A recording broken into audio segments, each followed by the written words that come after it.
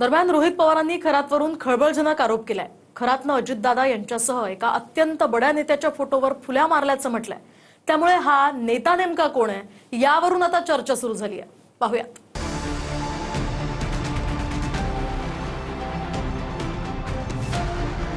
रोहित पवारांनी भोंदू अशोक खरातवरून नवा आणि खळबळ उडवणारा आरोप केलाय।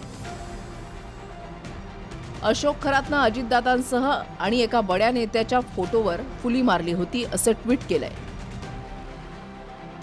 जादूटोणासारख्या अंधश्रद्धांना महाराष्ट्र कधी भीक घालत नाही, परंतु जादूटोणा करणाऱ्या कलुषित मनोवृत्तींचा हेतू दुर्लक्षून चालणार नाही। भोंदू अशोक खरातकडे फोटोवर फुल्या मारण्याची पद्धत होती। त्यानुसार अजितदादा यांच्यासह महाराष्ट्रामधल्या एका अत्यंत बड्या नेत्याच्या फोटोवर फुल्या मारण्यात आल्याचं समजतंय। या भोंदू खरातनं कुणाच्या सांगण्यावरून फोटोवर फुल्या मारण्याचा जादूटोणा केला? ज्यांच्या सांगण्यावरून जादूटोणा केला त्यांचा हेतू काय होता हेही समोर येणं गरजेचं आहे। अजितदादांच्या विमान अपघातानंतर अशोक खरातवरून रोहित पवारांनी याआधीही आरोप केलेत। दादांच्या घराबाहेर जादूटोणा केल्याचे फोटोही रोहित पवारांनी ट्विट केले होते। तर राष्ट्रवादी ताब्यात घेण्याच्या आरोपाचा नवा अंक आता पाहायला मिळतोय। शरद पवारांच्या राष्ट्रवादीचे प्रवक्ते विकास लवांडे यांनी पटेल आणि तटकरेंनी पक्षाचे 8 पैकी 4 फ्रंट कमी केल्याचं म्हटलंय। अजित पवारांच्या राष्ट्रवादी पक्षातील संविधानात आणखी काही बदल केल्याची बाब समोर आली आहे। दादांच्या राष्ट्रवादीतून ओबीसी, सामाजिक न्याय आणि अल्पसंख्याक फ्रंट वगळण्यात आल्याचा आरोप होतोय।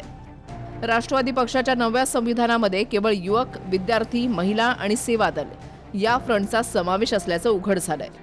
या संदर्भात रोहितदादा पवार यांनी मागच्या आठवड्यामध्ये जे काही पुरावे समोर आणले, हे पुरावे सुनील तटकरे, प्रफुल्ल पटेल तुम्ही दोघांनी समोर येऊन चिडचिड न करता खरं तर त्याचं खंडन पुराव्याने करायला पाहिजे। पक्षाचे फ्रंटल 8 आहेत आणि तुम्ही काय केलं नंतर, अजितदादा गेल्याच्या नंतर त्याच्यामध्ये बदल केला आणि हे तुम्ही 4 आणले, फक्त हे 4च ठेवले। बाकीचे फ्रंटल सेल तुम्ही 4 कमी केले आणि ते तुम्ही सेलमध्ये टाकले, म्हणजे त्याला दुय्यम दर्जा दिला। सातत्यानं राष्ट्रवादी काँग्रेस पक्षामध्ये फूट कशी पडेल, राष्ट्रवादी काँग्रेस पक्ष बदनाम कसा होईल यासाठी प्रयत्न त्या ठिकाणी केला जातोय। रोहित दादा पवार यांनी राष्ट्रवादी काँग्रेस पक्षात फूट पडण्यासाठी राष्ट्रवादी काँग्रेस पक्षाचे नेते बदनाम करण्यासाठी 5 कोटी रुपयाचं पॅकेज हे एका एजन्सीला दिलेलं आहे। त्यांच्याच एका प्रवक्त्यांनी पत्रकार परिषद घेऊन म्हणजे मीडियामध्ये अशी एक बातमी सोडली की कॉन्स्टिट्यूशनमधून काही फ्रंटल वगळण्यात आले, त्याच्यामध्ये ओबीसी असेल, सामाजिक न्याय असेल किंवा इतर सेल असतील। अर्धवट माहिती त्यांनी त्या ठिकाणी माध्यमाला त्या ठिकाणी दिलेली आहे। तर प्रदेशाध्यक्ष तटकरेंनी मात्र यावर सूरज चव्हाण बोलले आहेत असं म्हणत योग्य वेळी बोलणार इतकीच प्रतिक्रिया दिली आहे। आज या संदर्भामध्ये पक्षाचे प्रवक्ते सरचिटणीस सूरज चव्हाण यांनी अत्यंत व्यवस्थितरित्या खुलासा केलेला आहे। त्याच्यामुळे या विषयावरती अधिक काय माझ्याकडे बोलण्यासारखं नाही। त्यांनी माहितीसह, कागदपत्रासह, सह्यांसह जे दाखल झालेलं आहे त्याच्याबद्दलची माहिती आपल्याला दिलेली आहे। या विषयावरती योग्य वेळी योग्य वेळेला मी पूर्णपणाचं बोलेन। अजितदादांच्या निधनानंतर पटेलांना सर्वाधिकार द्यावेत यासाठी निवडणूक आयोगाला पत्र लिहिण्यात आल्याचे आरोप रोहित पवारांनी केले होते।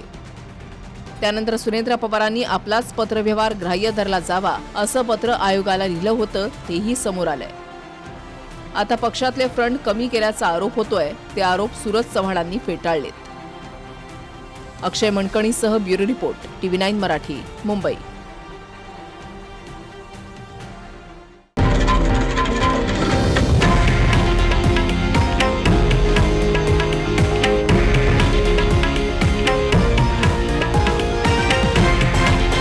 हे आहे देशातील नंबर 1 न्यूज नेटवर्क आणि आपण पाहत आहात TV9 मराठी, एकमेव।